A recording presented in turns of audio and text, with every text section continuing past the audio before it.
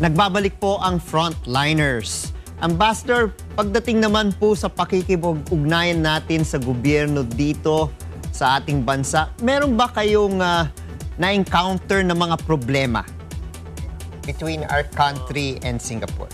Wala naman po kami na nakitang problema or suliranin sapagkat kami po sa embahada ay periodically, constantly, and as the need arises, kami po ay nagsasubmitin ng mga report sa ating pamahalaan. At katulad po na nasabi ko kanina, marami po tayong mga pinuno ng ating pamahalaan na nakikipagpulong sa mga pinuno ng pamahalaan dito. Bumibisita po sila, kaya yun pagkakataon po natin na makausap ang ating mga pamunuan. Sa pakikipagkomunikasyon po natin ng constantly and periodically, na ipaparating po natin ang ating mga kailangang iparating sa kanila. Sa akin pong palagay ay wala naman pong nagiging suliranin sa pakikipag-ugnayan sa ating pamahalaan at sa ating mga pinuno. Ngayon naman, Mr. Ambassador, kung meron po kayong naman ihihingi dahil tayo po ay nasa budget process ngayon mula sa ating pamahalaan, ano pang kulang pa sa embahada natin dyan sa Singapore na gusto ninyong ipabot sa ating pamahalaan? Ang isa po naming bagay na proyekto ngayon ay ang pagandahin at palakihin po ang ating embahada. Ang ating pong embahada, katulad ng nabanggit ko kanina, nasa Nasim Road, malapit sa Orchard Road, ay binili ng ating pamahalaan noong 1986. So maganda pong investment decision. Pero noong 1986, sumigit kumulang siguro mahigit 30,000 lamang po ang ating mga kababayan. Ngayon po ay 180,000 na. So, malaki na. So, ang ating pong proyekto at hihilingin natin po at hiniling na natin ang suporta ng ating pamahalaan ay kung paano magpatayo ng higit na mas malaki at mas modernong gusali para po mas matugunan natin ang pangangailangan ng ating mga kababayan. Humihiling po rin kami ng dagdag na empleyado, ng mga kawani para po mas matugunan natin ang mga pangangailangan nating mga kababayan. Yan po lang aming mga hiling sa ating pamahalaan na sinusuportahan po naman natin ng mga dokumento na magpapatunay na may pangangailangan talagang ganyan. Marami pa rin pa hong pangangailangan ng Singapore in terms of job opportunities na pwedeng puntahan ng ating mga kababayan dyan sa Singapore, Mr. Ambassador. Sa katunayan po, pag kayo nagpunta sa Singapore at kumain po kayo sa restaurant, meron po mga restaurant na medyo matagal ang serbisyo sapagkat kulang na sila ng mga tagapagsilbi. At meron din pong mga negosyo na nagsasabi na sila ay nahihirapan dahil sa kakulangan ng manggagawa. Sa katotohanan po, may pangangailangan ng manggagawa ang Singapore. Pero sa kasalukuyang panahon ho, sapagkat maraming Singaporean ang may hinaing din na ang mga banyaga ay nakakakuha ng mga trabaho.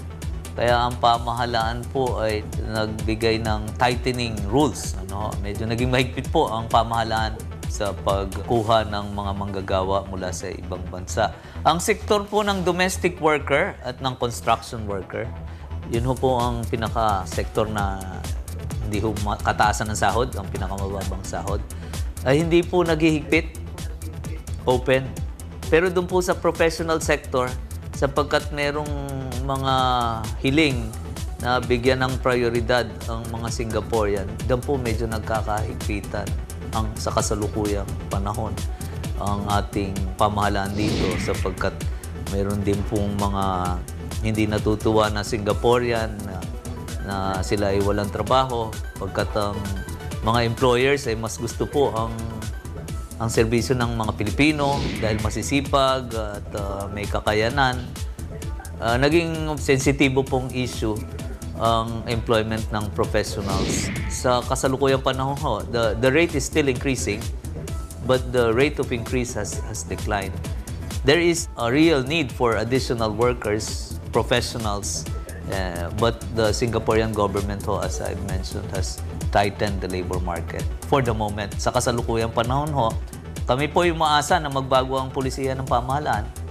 Pag nakita nilang ang kakulangan ng manggagawa ay nakaapekto sa kanilang ekonomiya, umaasa po tayong magbabago. Pero at the moment, there is a tightening of the foreign labor market in Singapore.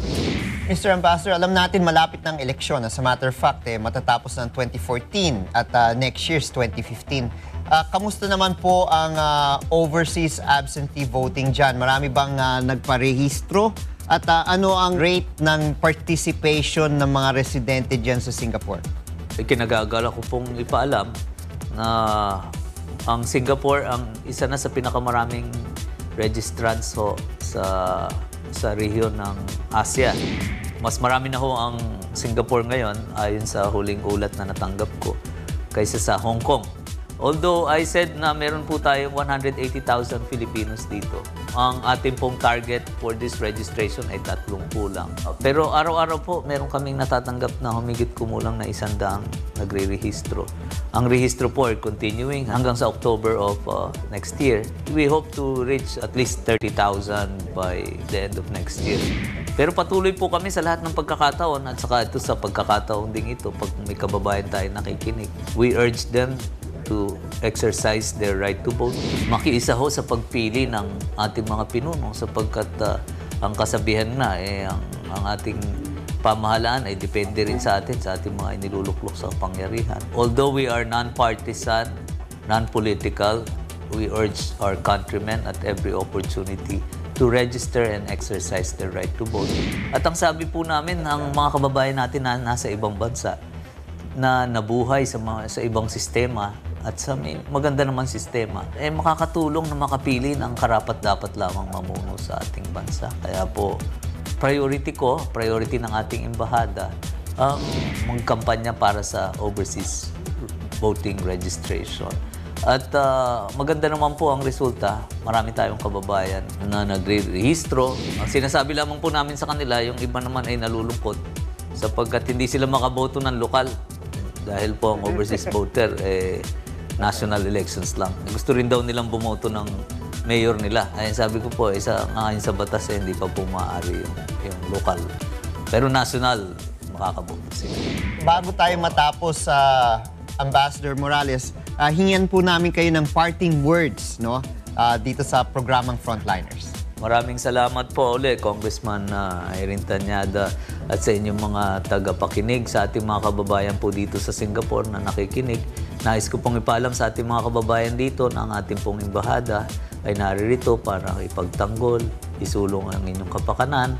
Kami po ay bukas, 24 na oras sa isang araw at 7 araw sa isang linggo at 31 araw sa isang buwan para makinig at maglingkod sa ating mga kababayan. Marami po kaming serbisyong naisabi ko sa inyo, pero bilang Pilipino, kayo may kapangyarihan din na mamili ng ating mga pinuno. Nais ko pong ipaalala na gamitin po natin ang ating karapatan at kapangyarihan bumoto sa susunod na halalan at magrehistro po tayo. Maraming salamat po sa inyong pakikinig at umaasa po kami ng inyong suporta sa ating embahada para rin sa ikabubuti ng ating bansa. Yun lamang po. Maraming salamat, Congressman Neri. Thank you very much, Ambassador Antonio Morales. Hanggang sa susunod na linggo, kasama ang mga nangunguna sa pakikipag-ugnayan ng ating bansa sa kapwa, saan man sulok ng mundo, anumang oras at anumang panahon. For Frontliners, sa ngalan po ni Kuya Daniel Razon, I am former Congressman Erin Tañada. Good afternoon.